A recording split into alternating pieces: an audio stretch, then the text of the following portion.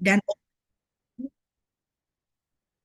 operasi itu tidak berjalan dengan baik, sehingga dia tidak sembuh, tetapi dia menjadi lumpuh di sebelah kanannya, bagian tangan sebelah kanannya lumpuh.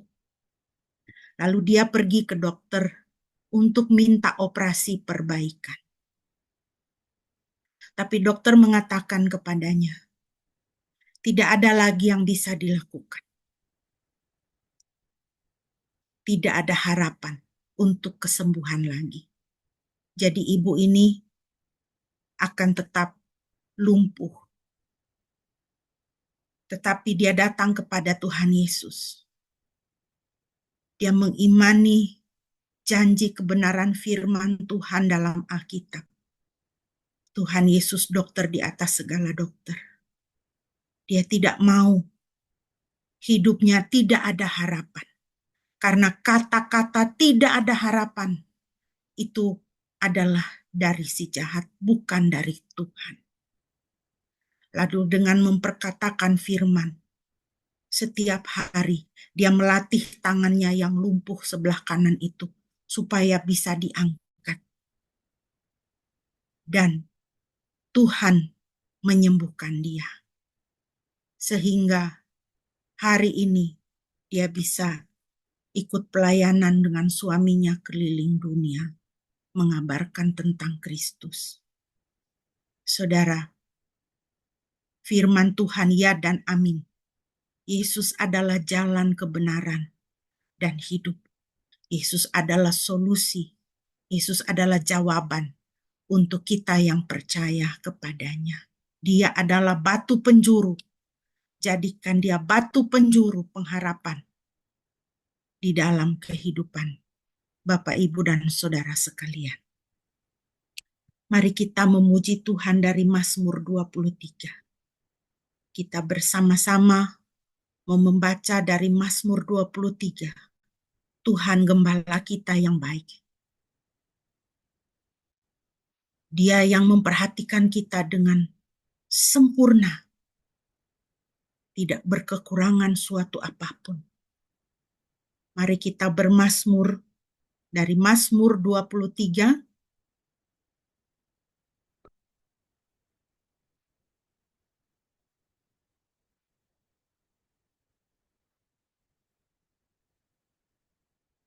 Mazmur 23. Mari kita mengucapkan dengan penuh sukacita, dengan penuh semangat pujian ini. Mazmur Daud, Yahweh adalah gembalaku, aku takkan kekurangan. Dia membaringkan aku di padang rumput hijau. Dia membimbing aku ke air yang tenang. Dia menyegarkan jiwaku. Dia menuntun aku di jalan kebenaran oleh karena namanya. Sekalipun aku berjalan dalam lembah bayang-bayang kematian, aku tidak takut bahaya karena Engkau besertaku. Gadamu dan tongkatmu itulah yang menghiburku. Engkau menyediakan perjamuan bagiku di hadapan lawan-lawanku. Engkau mengurapi kepalaku dengan minyak, pialaku penuh melimpah. Sesungguhnya kebaikan dan kemurahan akan mengikuti aku seumur hidupku, dan aku akan tinggal dalam rumah Yahweh sepanjang masa. Puji nama Tuhan. Mari kita terus memuji gembala kita yang baik. Kita naikkan pujian gembala baik, bersuling dan merdu, dan kita akan mempersiapkan diri untuk kita boleh mau membaca dan merenungkan kebenaran firman Tuhan. Gembala baik, bersuling dan merdu kita nyanyikan.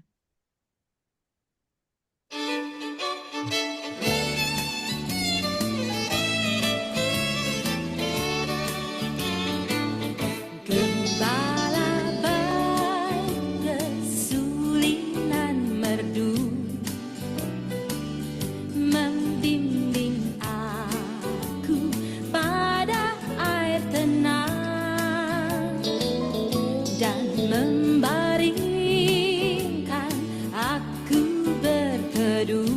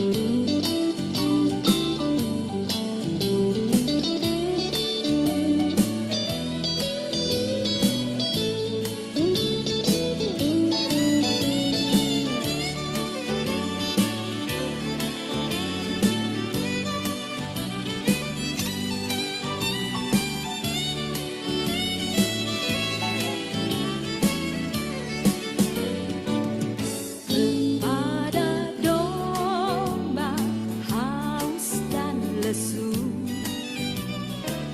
gembala baik, memberikan air segar ke dalam hati haus dan sendu.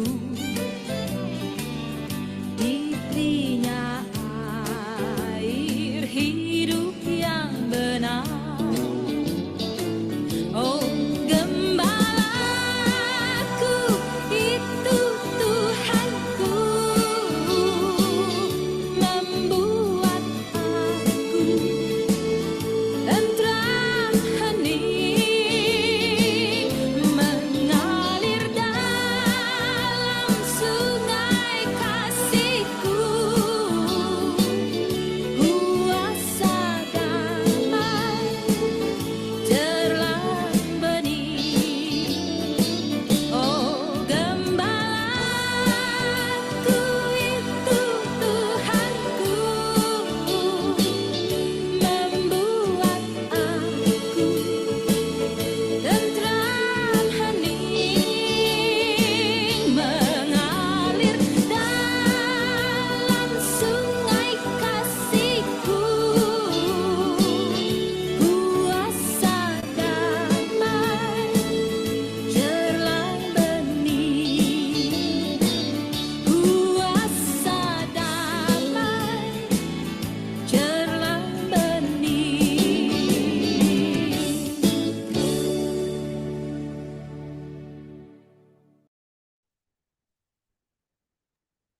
Doa dan perenungan firman akan disampaikan oleh hambanya. Ya, puji Tuhan. Mari kita bersatu dalam doa sebelum kita membaca dan merenungkan firman Tuhan.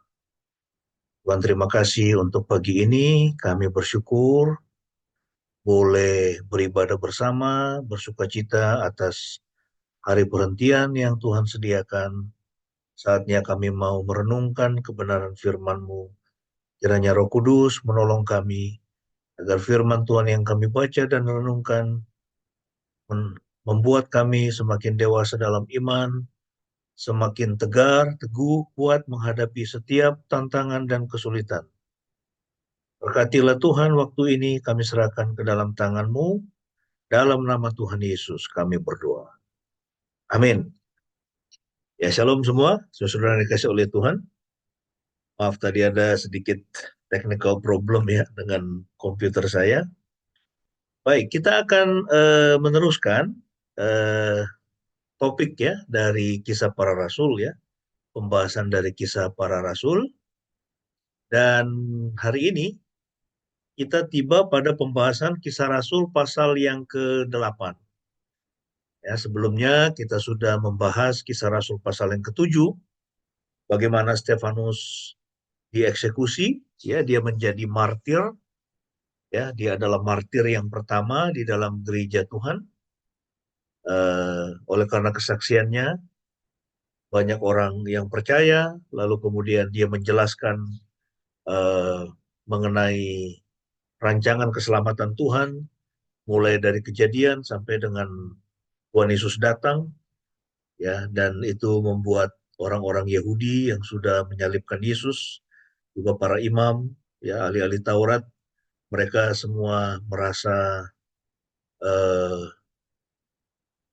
ya, mereka menjadi marah, ya.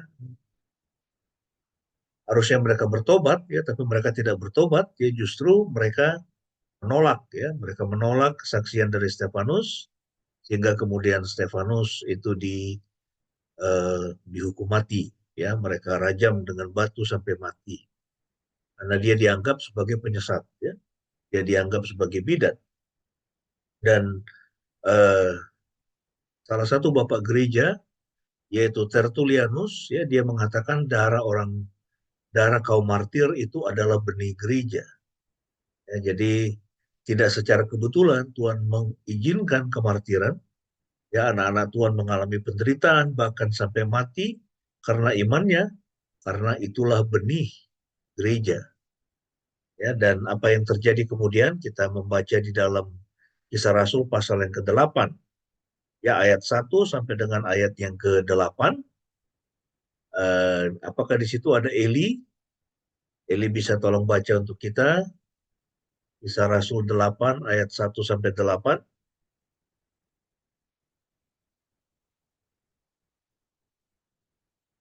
Ya, silakan Eli. Eli baca buat kita ya. Kisah Ya, Rasul 8 ayat 1 sampai dengan ayat yang ke-8. ya. Kisah Para Rasul pasal 8 ayat 1 sampai 8. Saulus pun menyetujui pembunuhan terhadap Stefanus.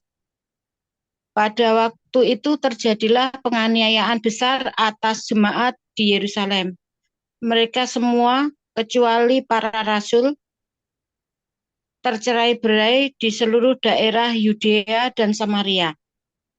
Orang-orang saleh menguburkan Stefanus dan mereka meratapinya.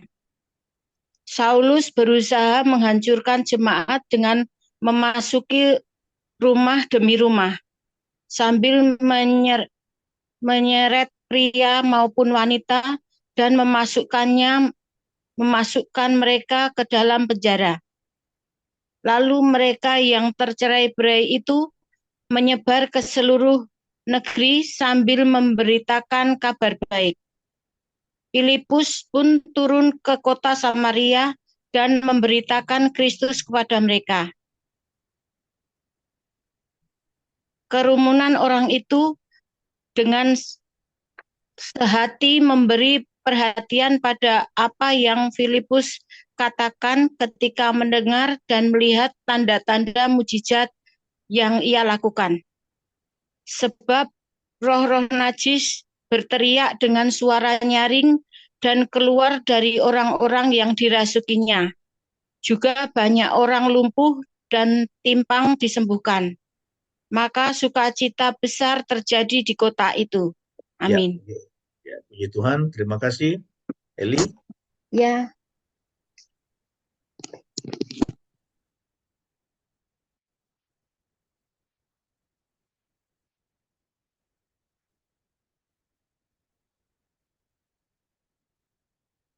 Pagi ini topik kita berkembang melalui penganiayaan. Berkembang atau semakin maju atau semakin bertumbuh melalui penganiayaan, itulah inti yang bisa kita lihat dari pembacaan kita, Kisah Rasul pasal 8 ayat 1 sampai 8. Dan ada 6 ya poin yang bisa kita temukan di dalam teks yang kita baca, ya, yaitu yang pertama itu terjadi penganiayaan yang hebat. Jadi setelah itu Stefanus dieksekusi, ya, dirajam dengan batu sampai mati, kemudian para pengikut Yesus, ya, orang-orang Kristen awal itu mengalami penganiayaan yang hebat. Ya, penganiayaan yang hebat itu menyebabkan ratapan yang hebat. Ya, tapi ratapan yang hebat itu Tuhan pakai untuk, ya, membuat sebuah penyebaran yang hebat. Ya, bagaimana Injil kemudian tersebar. Ya, kita ingat Tuhan Yesus sebelum naik ke surga, dia berkata kepada murid-muridnya, ya, kamu akan menjadi saksiku, katanya. Ya, kamu akan menjadi saksiku di Yerusalem. Ya, mereka semua pada waktu itu ada di Yerusalem.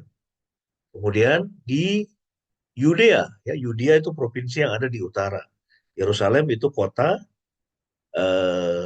maaf saya salah. Jadi Yerusalem itu adalah bagian, ya, atau ibu kota dari Israel, tapi dia posisinya itu ada di provinsi bagian selatan, itulah disebut Yudea, ya. Jadi Tuhan Yesus katakan, kamu akan menjadi saksiku di Yudea, kemudian di Galilea, itu provinsi yang ada di utara, di Samaria, ya, itu yang ada di tengah, itu orang-orang yang dianggap kafir, ya, sama orang-orang Yahudi, ya, karena mereka itu eh, orang-orang Yahudi blasteran campur dengan bangsa-bangsa lain dan juga punya sistem keagamaan sendiri yang berpusat di Gunung Gerizim, ya, bukan di sinagoga yang ada di Israel, ya. Jadi Tuhan Yesus katakan, kamu akan menjadi saksiku di Yudea, di Galilea, di Samaria, dan sampai ke ujung-ujung bumi.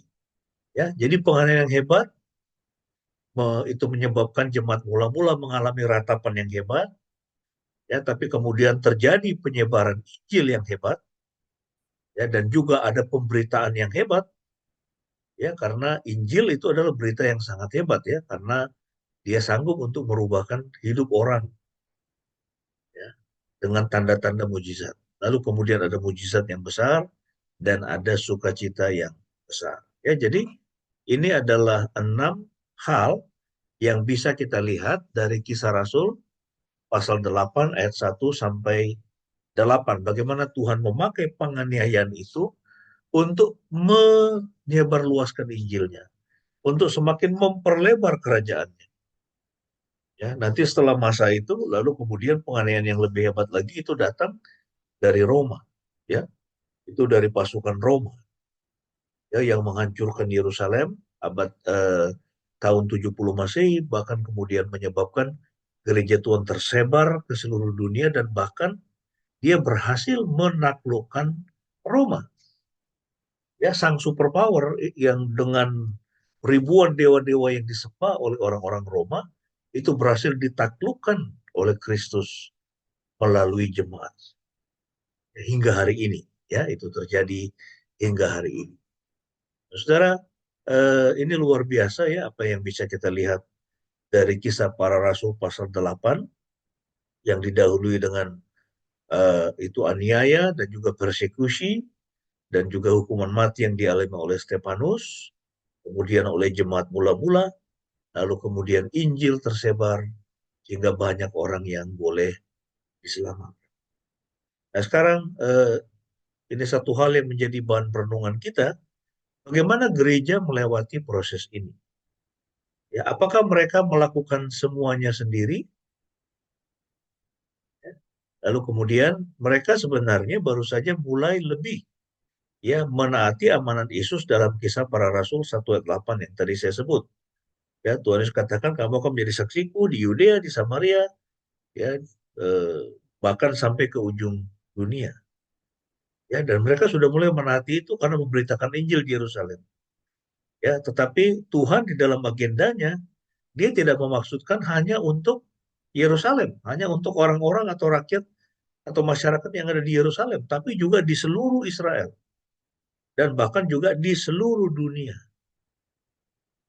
Ya, nah, jadi di sini kita belajar ada satu prinsip yang penting, ya, bahwa Tuhan Yesus dia bekerja melalui antisipasi penganiayaan untuk menggerakkan gereja lebih jauh dalam misinya. Ya, jadi ketika gereja dianiaya justru, ya, disitulah Injil itu semakin tersebar. Anda tahu Iran? Ya, Iran itu luar biasa. Ya, itu pertumbuhan kekristenan itu luar biasa. Jadi ketika orang Kristen itu dianiaya sedemikian rupa, ya, dipenjara oleh karena imannya, ya, bahkan dieksekusi, ya, justru Iran sekarang itu dikenal dengan pertumbuhan gereja yang luar biasa. Ya, dulu sebelumnya kita lihat Cina, RRC. Ya, itu luar biasa orang-orang Kristen dianiaya. Sekarang gereja juga bertumbuh secara luar biasa di Cina. Ya, bahkan di kantong-kantong di wilayah-wilayah di mana itu di provinsi di Indonesia, ya, ada provinsi-provinsi yang bahkan sudah menerapkan syariah. Ya, Injil berkembang luar biasa di sana. Ya, di antara suku-suku, ya, yang belum pernah mendengar Injil atau sangat keras menolak Injil, mereka sekarang sudah banyak yang diselamatkan. Ya, nah, jadi itu yang bisa kita lihat. Poin yang pertama, ya, terjadi penganiayaan yang hebat. Kisah Rasul 8 ayat 1, Saulus juga setuju bahwa Stefanus mati dibunuh. Ya, Saulus ini dia seorang ahli Taurat, ya. Dia orang yang sangat cerdas. Waktu itu namanya Saulus, belum Paulus. Baru kemudian setelah pertobatannya namanya berubah menjadi itu Paulus. Dan dia setuju Stefanus mati dibunuh. Ya, itu sama seperti ada orang-orang yang setuju orang Kristen dianiaya bahkan sampai dihukum mati karena mereka tidak mengerti kebenaran. Ya, lalu kemudian dikatakan pada waktu itu mulailah penganiayaan yang hebat terhadap jemaat di Yerusalem. Ya, mereka semua. Ya, jadi itu kecuali para rasul, orang-orang Kristen awal itu, ya, mereka semua tersebar ke seluruh daerah Yudea dan Samaria. Jadi ini orang-orang Kristen awam kan sebetulnya, ya, bukan para rasul. Mereka semua dikatakan tersebar ke seluruh daerah Yudea dan Samaria. Justru mereka pergi, mungkin karena takut dan karena penindasannya luar biasa. Justru mereka pergi, dan ketika mereka pergi, Injil itu makin tersebar. Ayat 3, tetapi Saulus berusaha membinasakan jemaat itu, dan ia memasuki rumah demi rumah dan menyeret laki-laki dan perempuan keluar dan menyerahkan mereka untuk dimasukkan ke dalam penjara. Saulus berusaha membinasakan jemaat itu, ya. Itu kata bahasa Yunani yang dipakai, ya, itu biasanya dipakai untuk menggambarkan, ya, itu seekor hewan predator yang ganas, yang mencabik-cabik mangsanya. Jadi Saulus itu melihat, ya, gereja Tuhan yang masih muda, gereja Tuhan yang belia itu, ya, itu sebagai mangsa yang harus dibinasakan. Ya, kita bisa lihat ini di dalam kesaksian dia setelah dia bertobat dan melayani Tuhan, di Kisah Rasul 26 ayat 9 sampai 11. Ya, di situ dia menyaksikan, memang aku sendiri pernah berpikir bahwa aku harus bertindak keras menentang nama Yesus dari Nazaret. Dia benci sekali mendengar nama Yesus. Dalam dunia kita ini, saudara, ada masih banyak orang yang tidak senang mendengar nama Yesus, benci dengan nama Yesus. Mereka menolak nama Yesus dan berusaha untuk menghapuskan nama Yesus, ya, dari ingatan masyarakat dunia. Orang benci, ya, makanya kemudian, ya, itu ada ini kalau di Barat, ya, mereka kemudian menjadi semakin sekuler, ya, mereka tidak lagi mau menyebut itu kalimat Merry Christmas. Merry Christmas karena di situ ada Kristus. Ya, itu diganti menjadi Happy Holiday, ya kan, Happy Season. Ya. Jadi itu Merry Christmas diganti menjadi Selamat Berlibur. Ya, karena nama Kristus itu mengganggu telinga mereka. Mengapa? Karena mereka hidup dalam dosa. Ya, jadi Paulus juga seperti itu. Ya, dia pernah, ya, bertindak sangat keras menentang nama Yesus dan berusaha membinasakan, ya, itu para pengikutnya. Ayat 10, dan itu pernah aku lakukan di Yerusalem setelah menerima wewenang dari imam-imam kepala. Aku bukan hanya telah memenjarakan banyak orang kudus ke dalam penjara, bahkan aku menyetujui untuk mereka dihukum mati. Dan aku sering menganiaya mereka di setiap sinagoga. Ya, ingat, ya, waktu itu orang Kristen dengan orang Kristen, ya, itu mereka masih menyebut dirinya itu orang Yahudi. Mereka beribadah di sinagoga, tetapi mereka, ya, sudah percaya kepada Yesus. Yesus itu Mesias yang dijanjikan dalam perjanjian lama, dan itu yang ditolak oleh orang Yahudi. Jadi Anda bisa bayangkan di dalam sinagoga, ya, di situ ada dua kelompok orang, satu orang Yahudi yang masih terus bersandar kepada Taurat, ya, dan juga pengajaran para rabi. Yang satu lagi mereka tetap menerima itu Taurat, bersandar pada Taurat, yaitu orang-orang percaya kepada Yesus, belum disebut sebagai orang Kristen. Nanti baru di Antioquia itu pertama kali istilah Kristen itu muncul. Ya, tapi waktu itu mereka masih bersama-sama, ya, sama seperti orang Yahudi yang lain, ya, mereka beribadah di sinagoga. Dan Paulus mengatakan, aku sering menganiaya mereka di setiap sinagoga serta memaksa mereka untuk menghujat imannya. Nah, itu. Ya, Paulus memaksa orang-orang orang-orang percaya kepada Tuhan Yesus itu untuk menghujat imannya, dan dengan kemarahan yang meluap-luap aku mengejar mereka sampai ke kota-kota lainnya. Jadi dia tidak puas menganiaya orang-orang percaya, Ya, ini jemaat yang muda ini ya di Yerusalem, tetapi di kota-kota lain dia pergi. Tapi kemudian nanti kita belajar dari sejarah ketika dia sedang dalam perjalanan ke Damsyik, Tuhan menangkap dia. Dia menjadi buta, tapi kemudian dia percaya.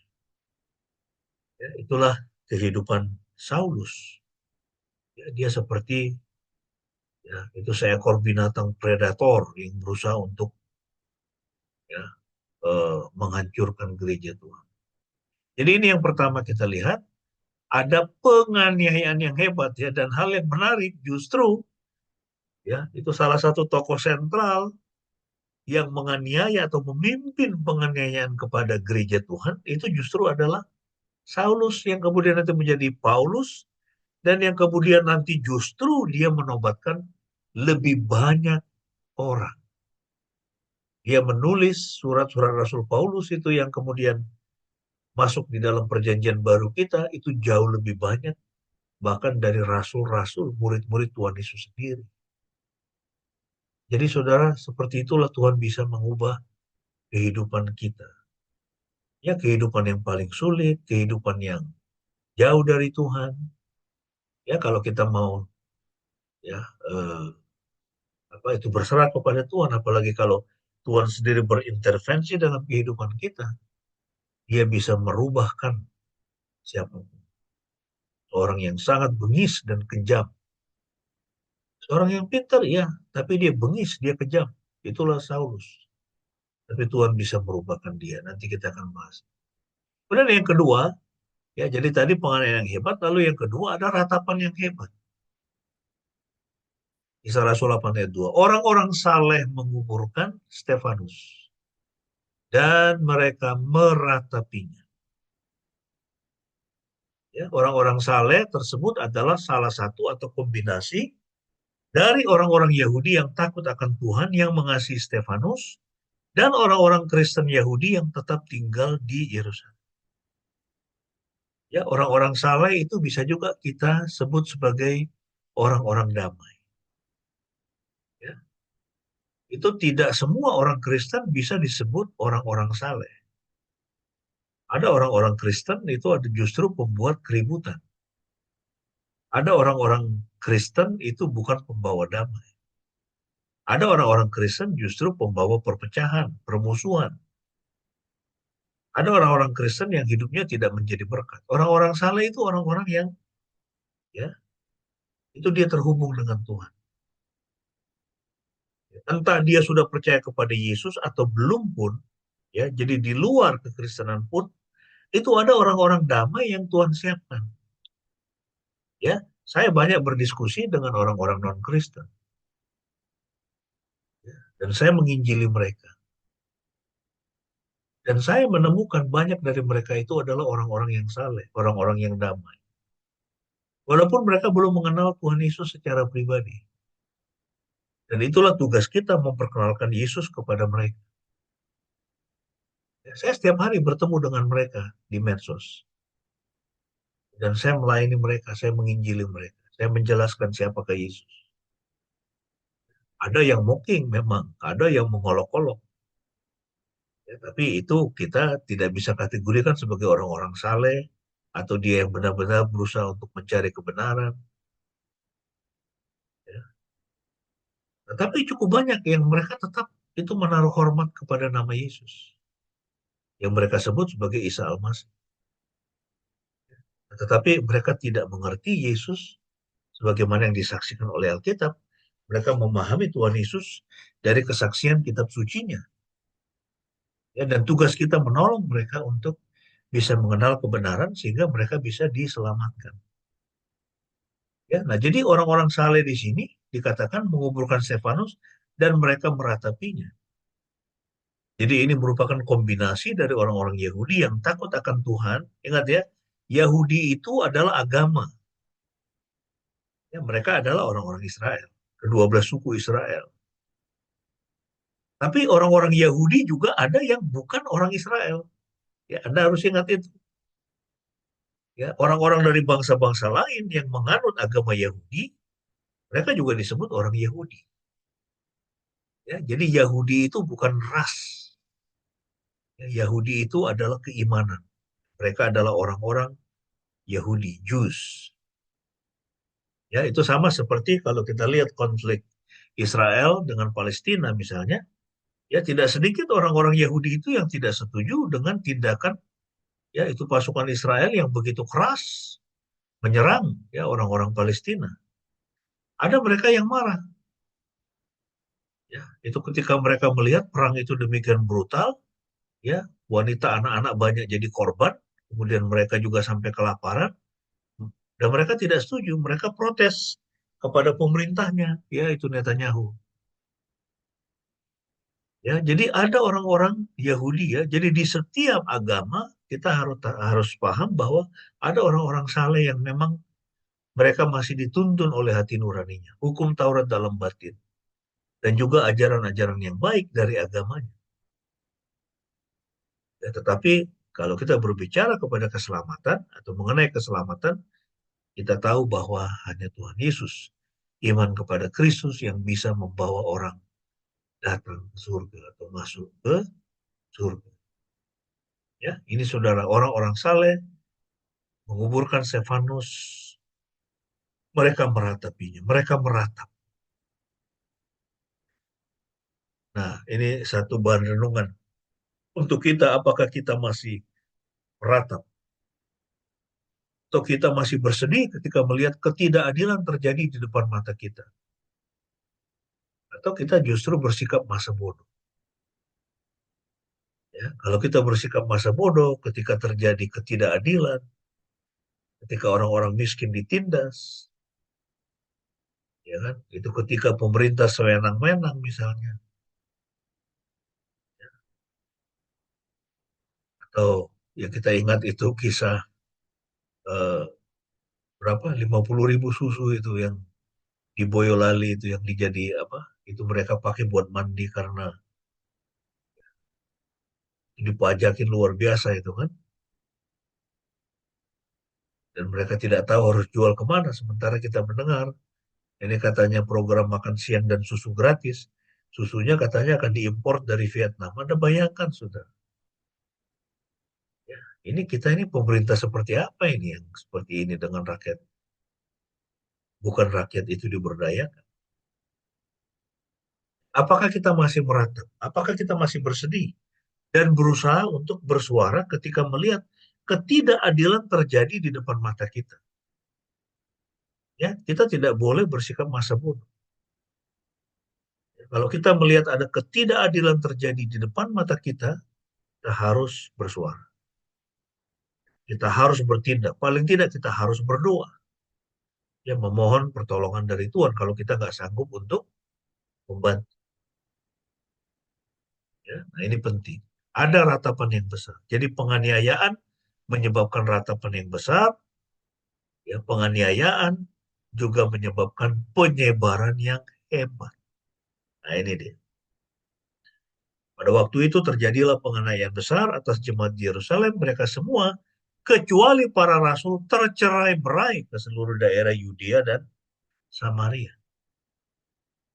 Jadi penganiayaan yang besar atau penganiayaan yang hebat atas jemaat di Yerusalem menyebabkan jemaat itu tercerai-berai ya, ke provinsi Yudea di bagian selatan, Samaria itu yang ada di tengah, bahkan tentu sampai ke Galilea dan juga sampai nanti ke ujung-ujung ke seluruh dunia. Lalu mereka yang tercerai-berai itu menyebar ke seluruh negeri sambil memberitakan kabar baik. Nah ini dia saudara. Ya, ini gerakan misi pertama yang terbesar. Tuhan izinkan terjadi lewat penganiayaan. Luar biasa. Mereka tercerai-berai menyebar ke seluruh negeri.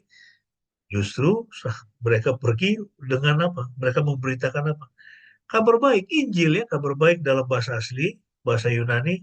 Di dalam teks kita ini dipakai kata euangelion. Euangelion atau Injil diterjemahkan kabar baik. Injil itu adalah kabar baik. Ya kan? Injil itu adalah kabar baik. Ya. Kita memberitakan nama Yesus. dan kita berseru, ya, dan memberitahukan kepada orang banyak, kalau kau percaya kepada Yesus, kau akan diselamatkan, kau akan masuk surga, hidupmu akan diberkati, kau akan mengalami hidup yang kekal.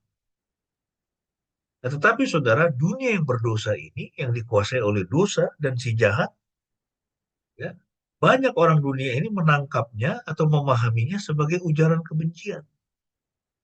Kau bayangkan itu. Kabar baik. Injil itu adalah kabar baik, kan? Dan juga tidak ada paksaan di situ. Tidak boleh kita paksa orang untuk percaya kepada Yesus. Tugas kita adalah memberitakan. Urusan dia percaya tidak percaya, itu adalah pekerjaan Roh Kudus. Bukan tanggung jawab kita. Kita tidak bisa menobatkan satu orang. Tidak bisa. Itu pekerjaan Roh Kudus. Iman muncul dari pendengaran akan firman Kristus. Dan iman itu diberikan oleh Tuhan. Itu ketika Roh Kudus menghidupkan seseorang yang sudah mati secara rohani, sehingga dia bisa merespon dengan benar, merespon dengan positif berita Injil, sehingga dia bisa bertobat. Ya, jadi ingat bahwa kita menjadi orang percaya hari ini itu bukan karena kemauan atau usaha kita. Itu adalah karena intervensi dari Roh Kudus. Makanya Alkitab mengatakan, jangan ada seorang pun yang menyombongkan diri, karena kamu diselamatkan melalui anugerah di dalam Yesus Kristus. Itu adalah pemberian Elohim, bukan usahamu, katanya Efesus 2, 8 dan 9. Jangan ada seorang pun memegahkan diri. Jadi iman itu pun, saudara, adalah bagian dari anugerah. Tuhan memberikan anugerah iman kepada Anda dan saya, sehingga kita bisa percaya. Amin. Ya, jadi terjadi penyebaran yang hebat, ya. Itu murid-murid, apa orang-orang percaya itu mereka tercerai-berai, ya. Itu kan kata yang konotasinya negatif, kan, scattered, ya, tercerai-berai, ya, dan menyebar ke seluruh negeri. Tetapi Tuhan pakai itu untuk apa? Untuk menjadi pemberitaan Injil. Kata tercerai-berai, diaspero, ya, makanya kita mengenal istilah diaspora.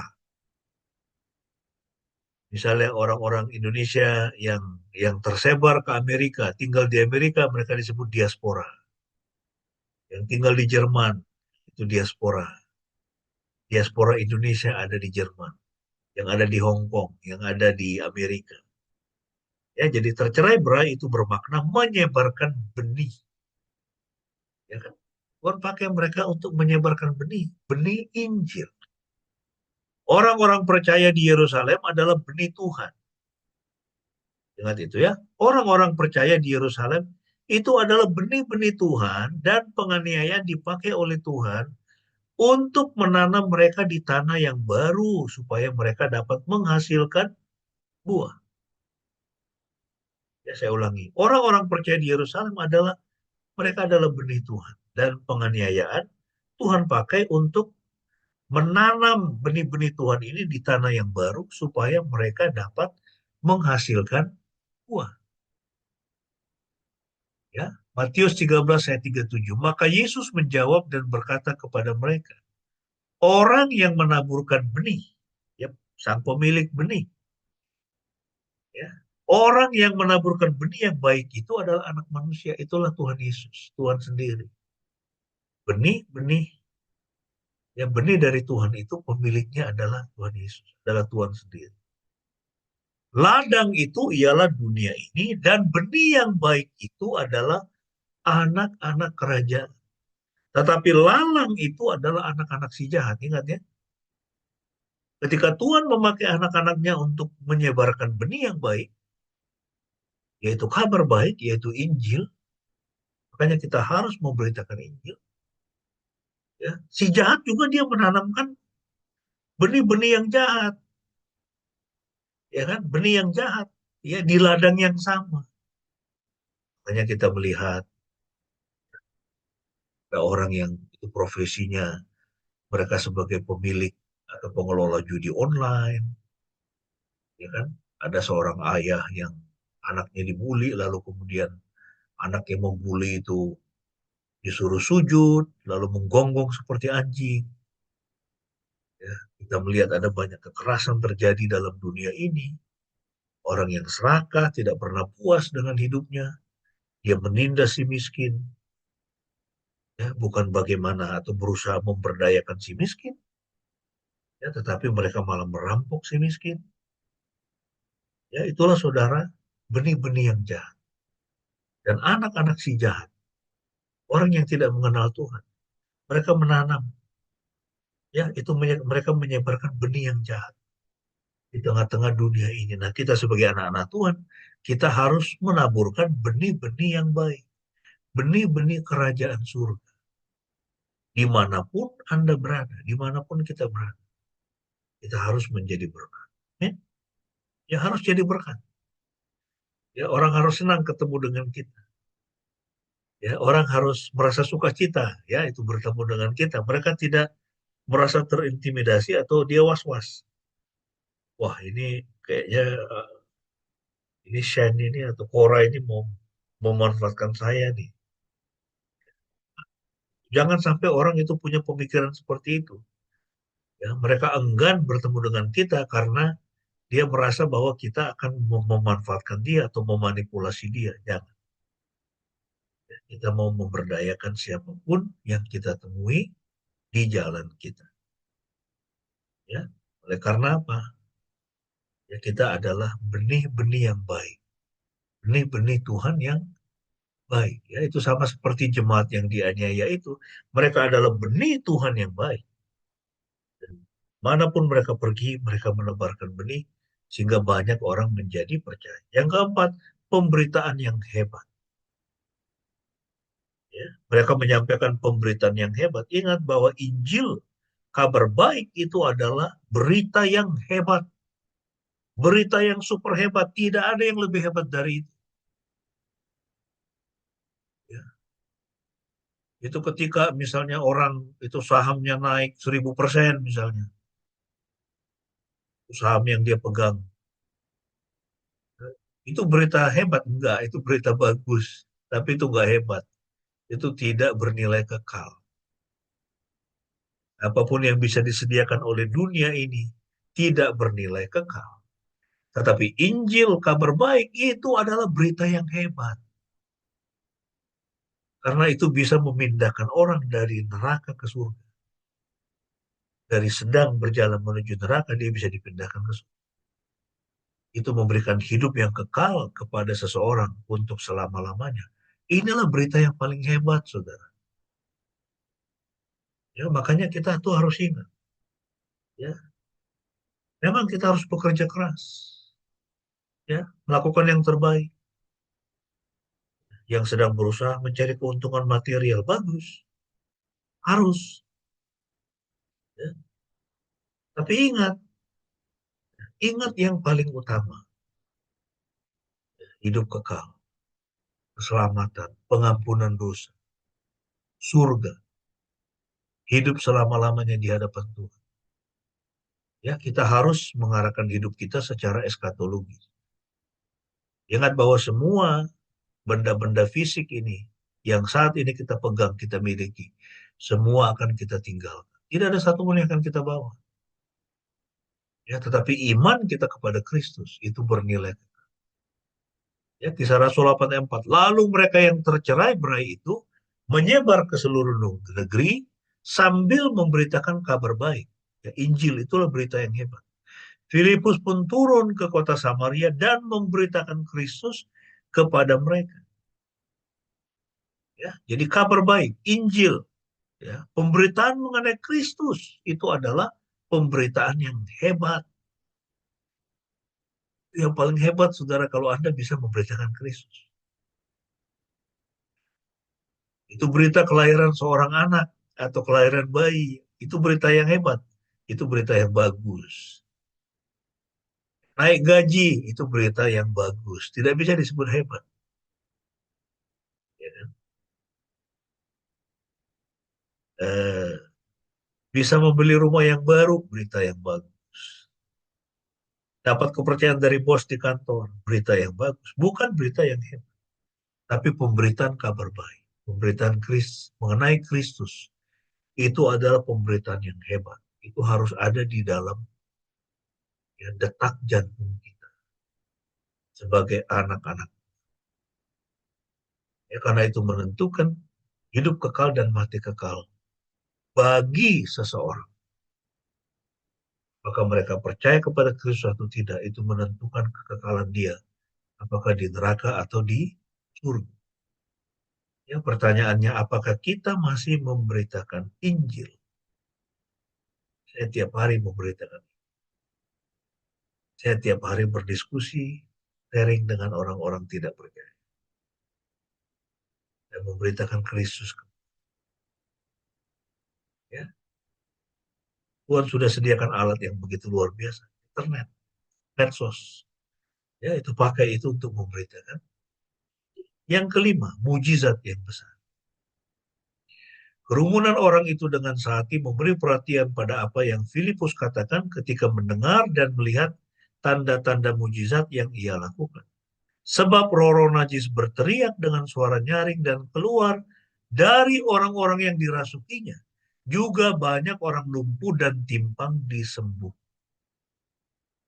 Ya, berita yang hebat, yaitu pemberitaan Injil, pemberitaan nama Yesus, keselamatan kekal itu juga akan mendatangkan tanda-tanda mujizat. Jadi sering sekali Tuhan menggunakan mujizat itu untuk membawa orang datang kepadanya. Nah, tetapi sekarang sering sekali dibalik. Ya, ada penginjil-penginjil itu hanya sibuk fokus kepada mujizat. Lalu kemudian ada teologi prosperity, teologi kemakmuran yang mengatakan kalau ikut Yesus menjadi orang Kristen pasti sehat, pasti sukses bisnisnya, pasti kaya, pasti berhasil dalam studinya. Lalu kemudian itu kalau orang sakit itu dianggap sebagai tanda orang tidak beriman. Tunggu dulu. Ya, semua kita pada waktunya ini akan mati. Ya, tubuh kita ini akan menjadi laku.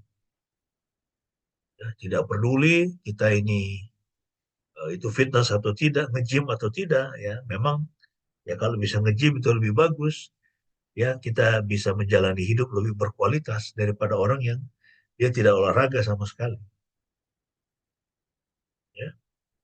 Nah, tetapi kita masih ingat bahwa di dalam Alkitab Tuhan banyak sekali, ya, termasuk Tuhan Yesus itu menunjukkan, memperlihatkan mujizat-mujizat, ya. Di dalam pemberitaannya dia memperlihatkan banyak mujizat. Itu supaya apa? Orang datang percaya kepadanya. Nah, kalau orang sudah di dalam Yesus, ya setiap hari sih dia melihat mujizat. Tetapi ingat, satu waktu, ya tubuh kita ini akan menjadi tua, menjadi lapuk. Kita akan mati. Pengharapan kita bukan pada tubuh fisik. Ya, pengharapan kita adalah pada tubuh rohani di dalam Kristus. Hidup kekal di surga. Ya, jadi itu nikmati saja kehidupan kita ini makin lama ya tubuh kita juga makin mulai ada banyak sakit sana sini kan. Ya, dan tetap bersyukur. Ya, itu yang kelima. Ada mujizat yang besar. Dan yang terakhir, ada sukacita yang besar. Kisah Rasul 8 ayat 8. Maka sukacita besar terjadi di kota itu. Ya, ini di kota apa ini? Ini di kota-kota orang Samaria. Ingat ya, mereka dianiaya di Yudea, di Yerusalem. Mereka menyebar ke seluruh Yudea. Kemudian mereka menyebar sampai ke Samaria. Sehingga orang mendengar berita tentang Kristus, mereka diselamatkan, mereka mengalami sukacita besar. Dan itu menggenapi apa yang Tuhan Yesus katakan. Dalam Lukas 15 ayat 7, Tuhan Yesus mengatakan, aku berkata kepadamu, demikian juga akan ada sukacita di sorga, karena seorang berdosa yang bertobat. Melebihi sukacita karena 99 orang benar yang tidak memerlukan pertobatan. Ya, Tuhan Yesus nggak pernah itu mengatakan, kalau kamu menang lotre, dapat 1 miliar, ada sukacita di sorga. Nggak pernah. Waktu kamu mendapatkan seorang ya, itu melahirkan anak atau mendapatkan seorang bayi, ada sukacita di sorga. Nggak pernah Yesus mengatakan seperti itu. Waktu gajimu naik, kau dapat pekerjaan bagus, akan ada sukacita di sorga. Enggak, Tuhan Yesus nggak pernah ngomong seperti itu.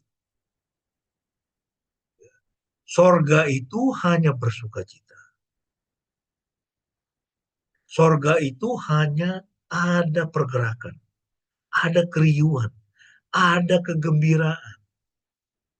Malaikat-malaikat Tuhan bersama Tuhan Trinitas bersukacita di sorga. Karena seorang berdosa yang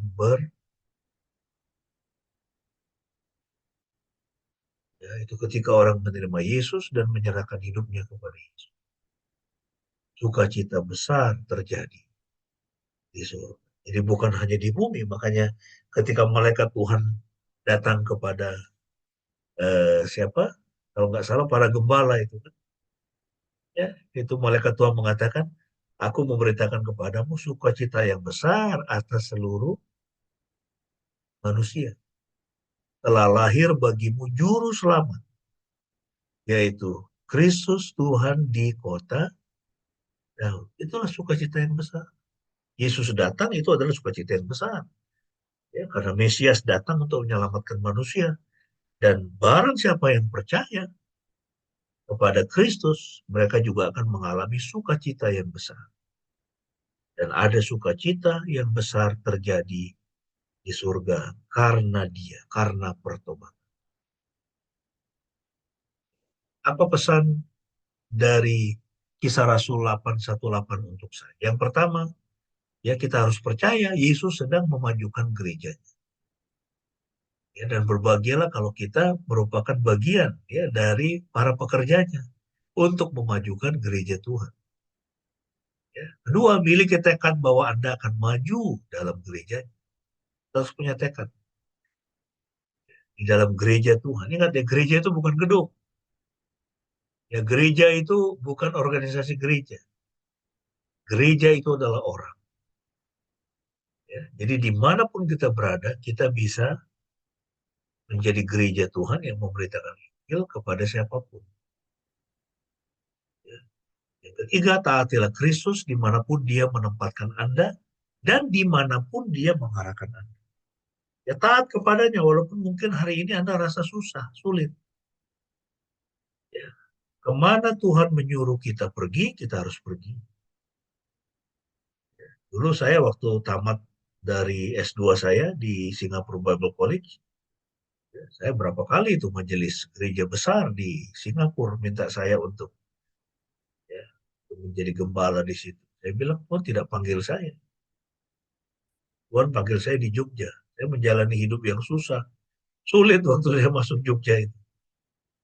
Dari sisi finansial khususnya. Padahal kalau saya di Singapura, waduh, saya luar biasa itu fasilitas. Apartemen, mobil, gaji $3.000. Tapi saya bilang, Tuhan tidak panggil saya untuk melayani di Singapura. Puji Tuhan. Tuhan mengarahkan masuk Jogja sampai hari ini, kita bisa melayani seluruh dunia. Kita melayani dunia ini melalui internet. Ya, jadi taatlah kepada Kristus dimanapun dia menempatkan Anda, ya, dan dimanapun dia mengarahkan Anda. Dia Tuhan selalu punya cara. Jadi bukan soal di mana kita tinggal, bahkan di tempat yang paling gersang sekalipun, seperti di padang gurun 40 tahun orang Israel jalan di padang gurun, ada makanan, ada minuman. Tiap hari Tuhan beri mereka mana.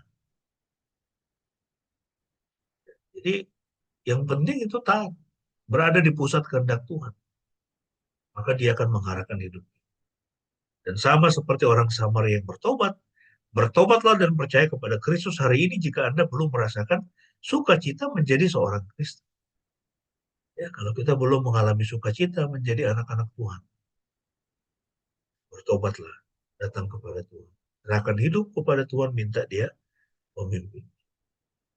Kiranya firman ini menjadi berkat, puji Tuhan. Ya, saya serahkan kepada Ibu Pendeta untuk mengakhiri di dalam doa syafaat dan juga respon kepada firman.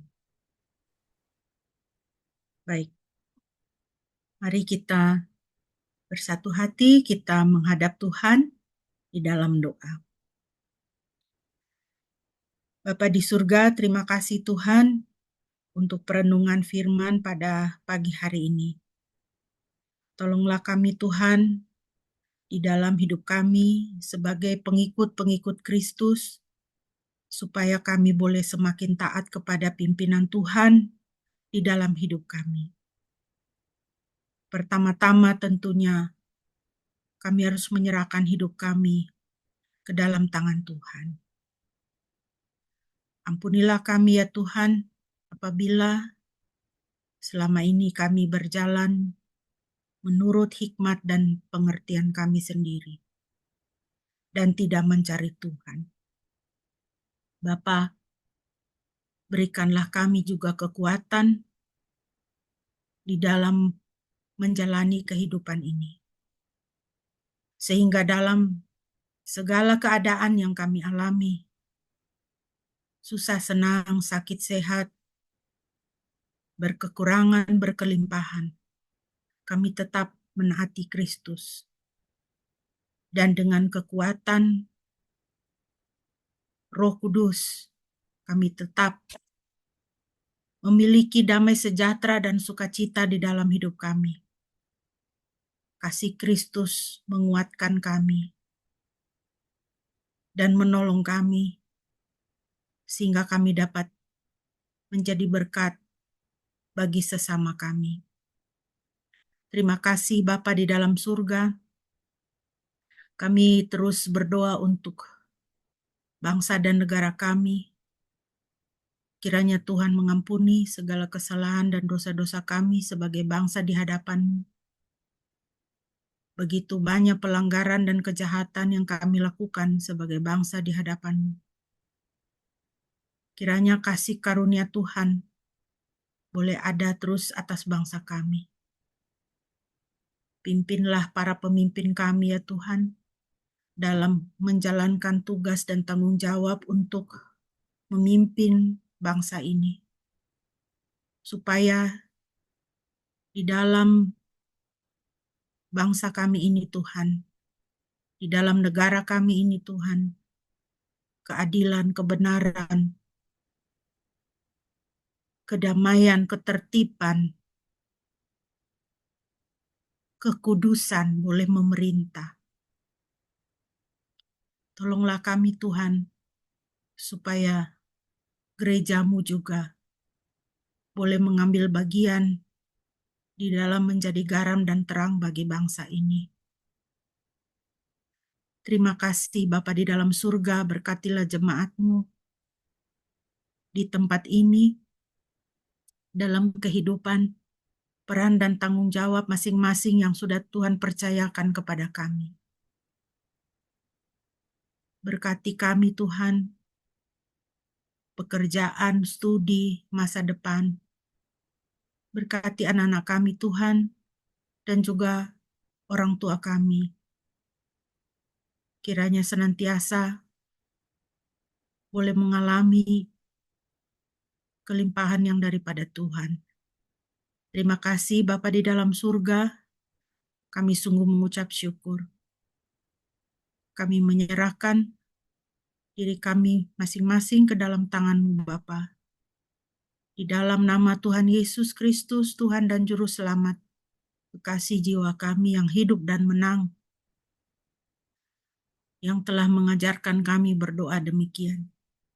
Bapa kami yang di surga, dikuduskanlah nama-Mu. Datanglah kerajaan-Mu, jadilah kehendak-Mu di bumi seperti di surga. Berikanlah kami pada hari ini makanan kami yang secukupnya, dan ampunilah kami akan kesalahan kami, seperti kami juga mengampuni orang yang bersalah kepada kami. Dan janganlah membawa kami ke dalam pencobaan, tapi lepaskanlah kami daripada yang jahat, karena Engkau-lah yang punya kerajaan dan kuasa dan kemuliaan sampai selama-lamanya. Amin.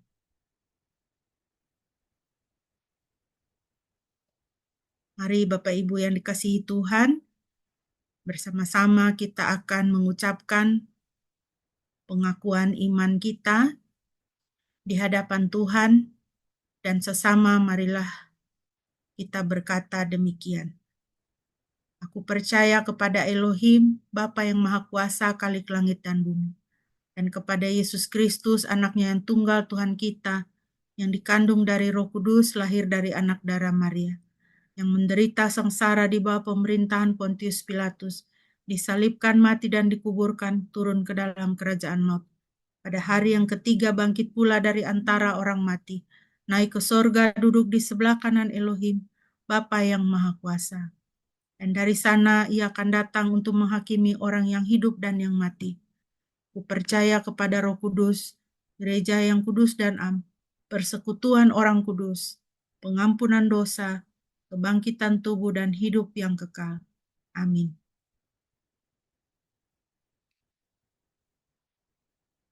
Bapak Ibu yang dikasihi Tuhan, kita akan mengakhiri ibadah kita pada pagi hari ini, memasuki minggu yang baru bersama dengan Tuhan. Pegang erat janji Tuhan, janji yang manis Tuhan berikan, Tuhan tidak pernah meninggalkan kita. Mari kita naikkan pujian ini bersama-sama, janji yang manis kau tak kulupakan.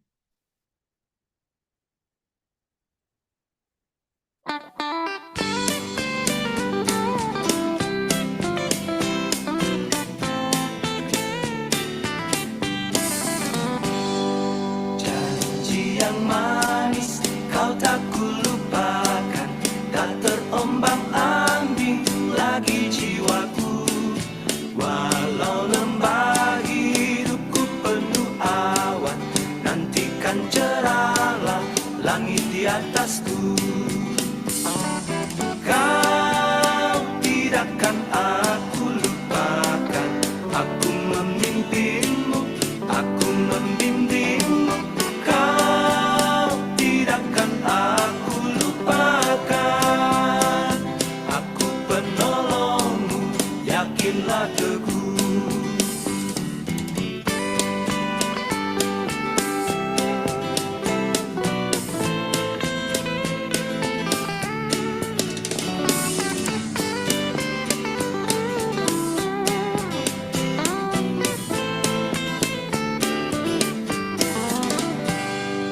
Yakinkan janji kau tak kulupakan, dengan sukacita aku jalan terus. Dunia dan kawan tiada ku harapkan, satu yang setia, Yesus penebus. Kau tidakkan aku lupakan, aku memimpinmu, aku membimbingmu. Kau tidakkan aku lupakan, aku penolongmu, yakinlah teguh.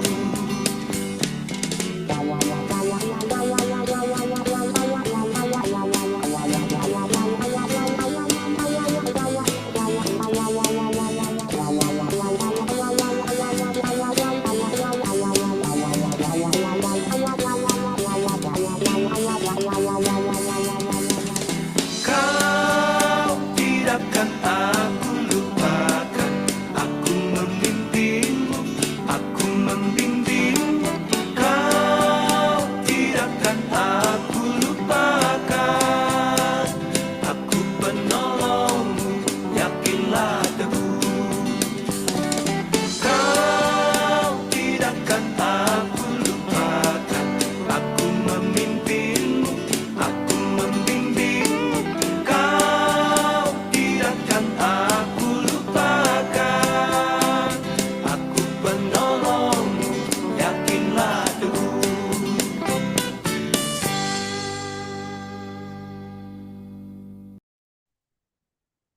Mari jemaat yang dikasihi oleh Tuhan, kita mengarahkan hati kita kepada Tuhan untuk menerima berkat-Nya.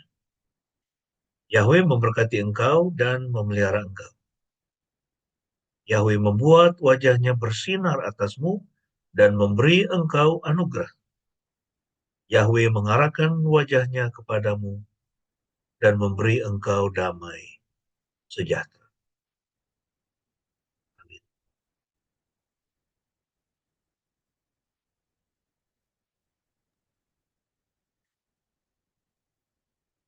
Pujilah Khalik semesta.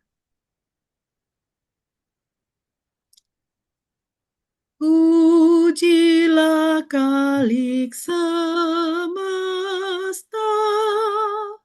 sumber segala kurnia. Sorga dan bumi puji terus Sang Bapa, Putra, Roh Kudus. Amin. Mari kita bersaat teduh.